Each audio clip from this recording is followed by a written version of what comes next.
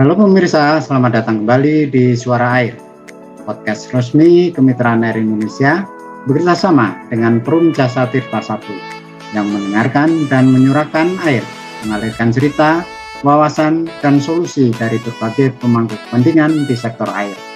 Kami menghadirkan suara-suara dari lapangan, dari komunitas lokal, pemerintah, hingga pelaku bisnis untuk memperkuat kolaborasi dan menjawab tantangan pengelolaan air secara berkelanjutan. Episode ini mengangkat tema pengendalian daya rusak dengan judul Jejak Air di Kota Ketika Taman Hilang, Banjir Datang. Hadir kembali bersama kita narasumber Bapak Dr. Muhammad Amron dan host kita seorang Gensi yang sedang belajar tentang sumber daya air, Mbak Nabila. Ini akan sangat menarik karena perpaduan generasi yang sama-sama berminat terhadap pengelolaan sumber daya air. Silakan Mbak Nabila untuk berdiskusi dengan narasumber kita ini. Inilah Suara Air. Baik, terima kasih banyak kepada Bapak Usman. Pernah ada taman tempat anak-anak tertawa. Kini diganti dengan parkir bertingkat dan ruko seragam. Pernah ada rerumputan menyerap hujan. Kini air dipaksa mengalir di permukaan. Langit masih menurunkan rahmat, tapi bumi tak lagi punya celah untuk menyambutnya. Maka air murka menjelma menjadi banjir di tengah kota. Baik, kembali lagi dengan saya Nabila dan tentu saja narasumber kita yaitu Bapak Amron. Halo Pak Amron, apa kabar Pak?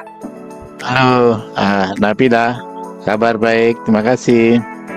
Baik Pak, saya ada pertanyaan nih Pak. Kenapa ya Pak, kita sebagai kota-kota besar itu tuh seperti Jakarta dan kota-kota besar lainnya tuh sekarang gampang banget banjir Pak. Padahal hujannya nggak terlalu besar dan nggak lama, tapi banjirnya tuh bisa dalam sekali Pak. Kenapa ya Pak? Ya itulah, karena air itu kehilangan jejaknya, ini istilahnya begitu ya Nabila. Dulu ada tanah yang terbuka, ada pohon, ada taman. Sekarang semua tertutup beton dan aspal. Tentunya ini air hujan tidak bisa meresap sehingga meluap dan membanjiri jalanan. Sehingga kota kita berubah menjadi permukaan yang kedap air. Tapi Pak, kalau kita lihat di jalan nih Pak, di kanan kiri jalan kan ada pohon-pohon besar tuh Pak. Nah, sekarang juga itu ada beberapa yang dibangun taman kota. Apa taman itu kadang hanya dianggap hiasan kota Pak? Atau sebegitu pentingnya Pak untuk adanya resapan air selain itu? Ya, ini tentu penting sekali. Jadi taman bukan hanya estetika, tapi mempunyai fungsi ekologis. Dan itu meresapkan air, menurunkan suhu kota, menyerap karbon, dan menjadi habitat mikro. Kehilangan taman berarti kehilangan fungsi resapan air alami. Itulah sebabnya hujan sebentar saja bisa menyebabkan genangan.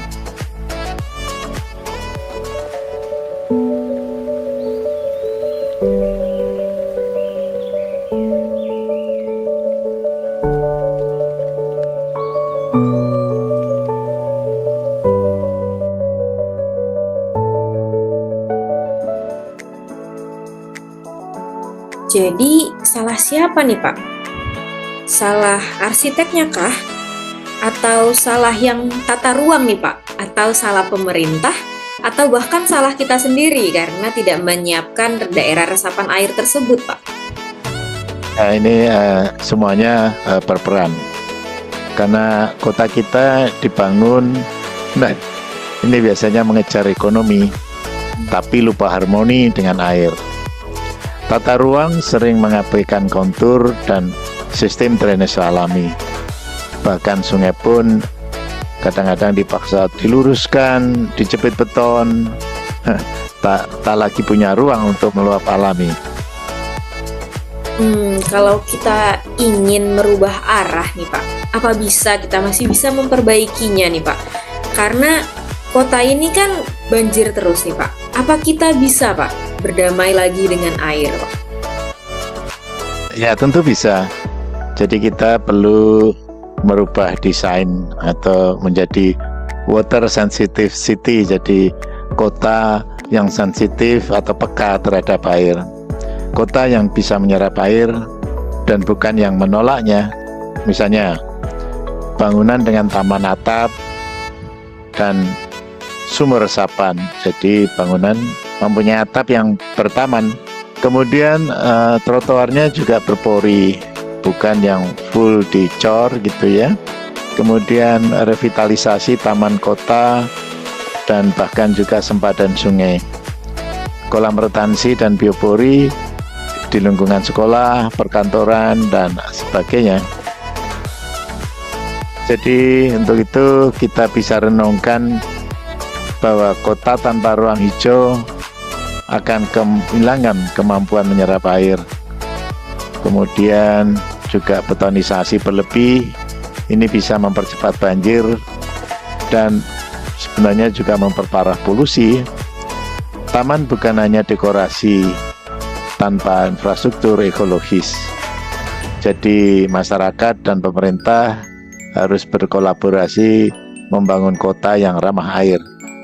Air harus diberi tempat dalam ruang kota, jadi ada taman ruang kota.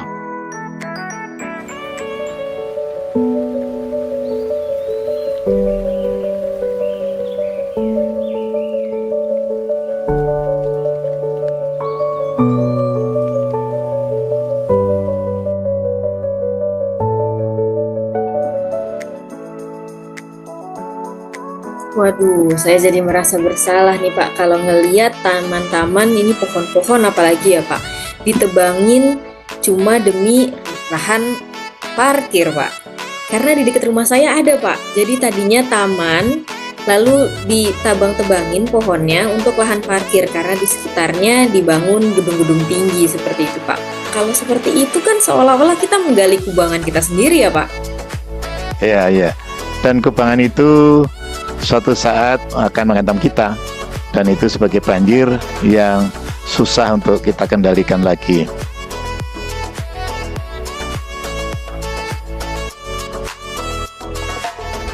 Jangan usir hujan dari kota, karena ia datang untuk membawa berkah, bukan membawa bencana.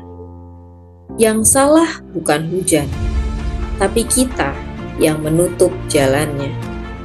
Buka kembali ruang hijau, biarkan taman tumbuh seperti dahulu, agar saat langit menangis, bumi bisa memeluknya tanpa membuatnya kehilangan jejaknya.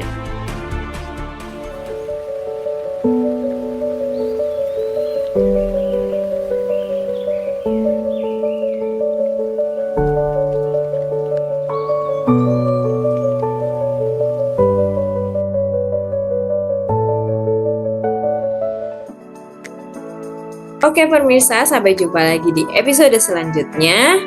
Terima kasih kepada Bapak Amron yang sudah menjadi narasumber kita pada hari ini. Saya kembalikan lagi kepada Bapak Usman. Terima kasih Pak Amron. Terima kasih. Terima kasih Pak Amron dan Mbak Nabila sudah melakukan podcast pada hari ini. Terima kasih pemirsa. Semoga obrolan kita memberikan kesadaran baru bahwa menjaga air artinya menjaga masa depan. Jangan lewatkan ikuti episode berikutnya dengan tema yang lebih menarik dan bagikan podcast ini agar lebih banyak suara mengalir bersama kita. Kami juga membuka ruang untuk pemirsa mengusulkan tema yang ingin dibahas dengan menuliskannya di kolom komentar. Sampai jumpa di aliran cerita selanjutnya di Suara Air.